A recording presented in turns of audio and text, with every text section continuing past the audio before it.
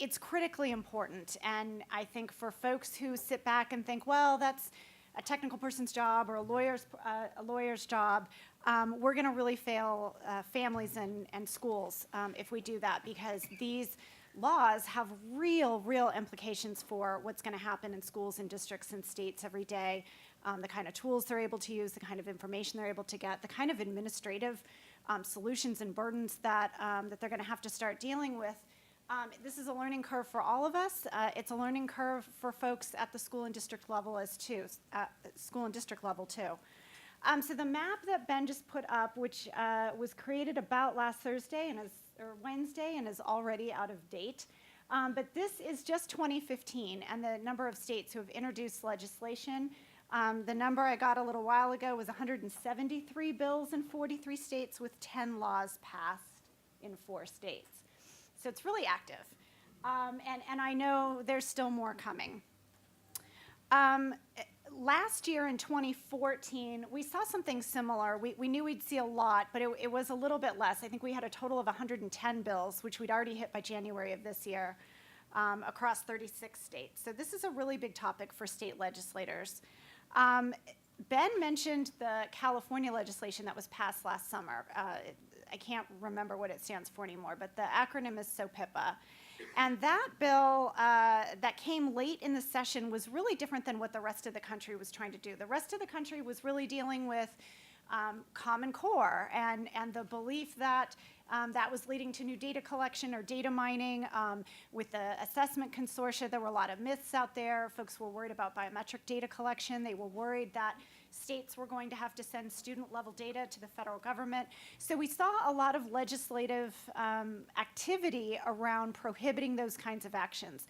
By the time we got to California in the summer, they were really more interested in taking a look at the kind of information that was being collected when students engage with online learning and with apps, and who's regulating that information and what are the controls. And so they didn't deal with the school and district and state side. They really went to regulate industry, and that was a very different take on the issue than what other states have done. The other big difference is we are seeing a lot more states tackle this ed tech data. So we've got 16 bills that were introduced based on that California law. One of them has passed in Arkansas, is now law. We've seen Microsoft also floated a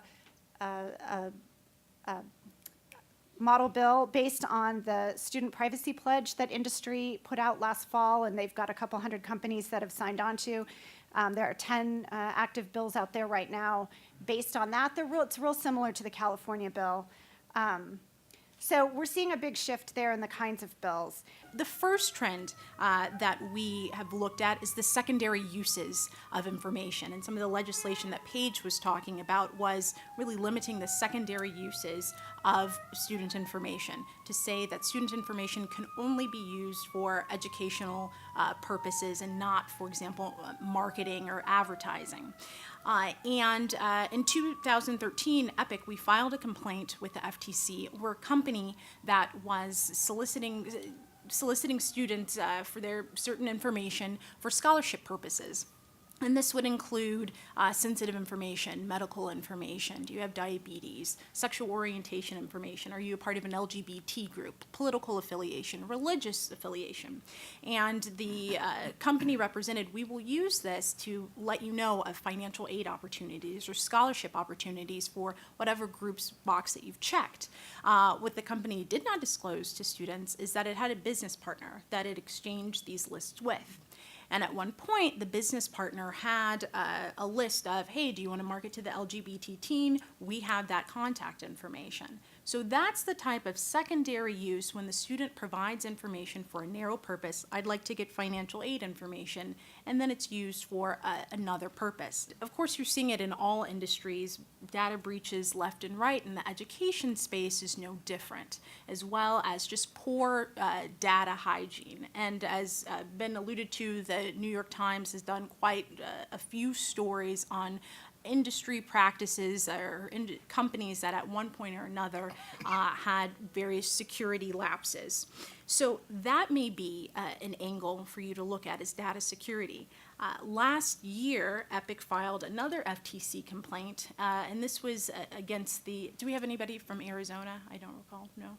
Maricopa County Community College District, say that 5 times fast. This was a district that collected a lot of financial information the way a lot of colleges do in order to process student refunds. And this district had experienced a breach, and there were audits from the Arizona Auditor General that there were various compliance reports that the district was required to submit information, and the auditor came over and said, you really need to shore up your data security. You have poor access controls. Former employees can come and still access student information. And the Auditor General notified the district several times of this. And surprisingly, the district experienced another breach, another massive breach. And then we came in and we filed an FTC complaint. But that may be another angle, not only data security, but maybe looking at compliance reports that schools are required to either submit or reports from auditors within your state to see what they're finding. Because it was there in black and white that the auditor said, you all have, you need to strengthen your data security. And it largely went underneath the radar, and yet this school experienced a very large breach.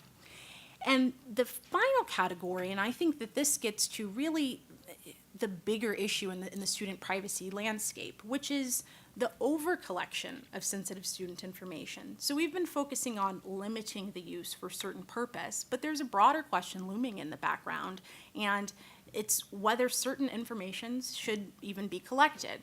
Now, of course, you're used to grades and attendance records, but you are seeing schools who are using biometric collection, and not just your pictures. I mean, using palm scanners to facilitate lunch lines, the increase in social media monitoring by schools, the increase in location tracking throughout the schools, the increase in physical, in actual video surveillance. There was a big story last year. Did anybody hear about that? About Harvard, the Harvard Law School had video cameras, and it said, well, this is the way in which we're going to track attendance. Didn't let the students know anything like that they were being recorded.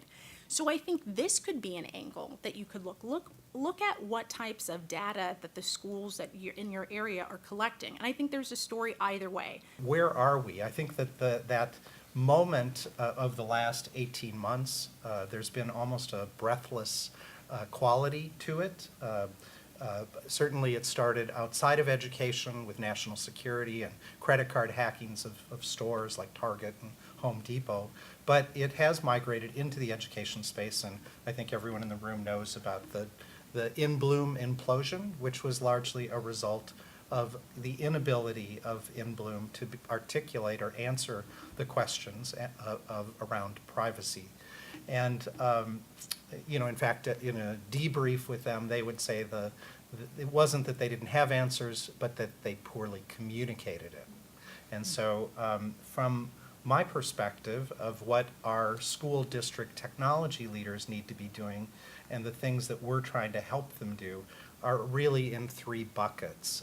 One is around compliance. While these are sometimes very old laws, they're being applied in very new ways with lots of new challenges. And so people have to really understand what those laws say. And there is confusion because there are different laws that have different terms. So one of the ways that we've been trying to help is by creating resources. A lot of other people are too. We've partnered with Harvard Law School for some tips on that.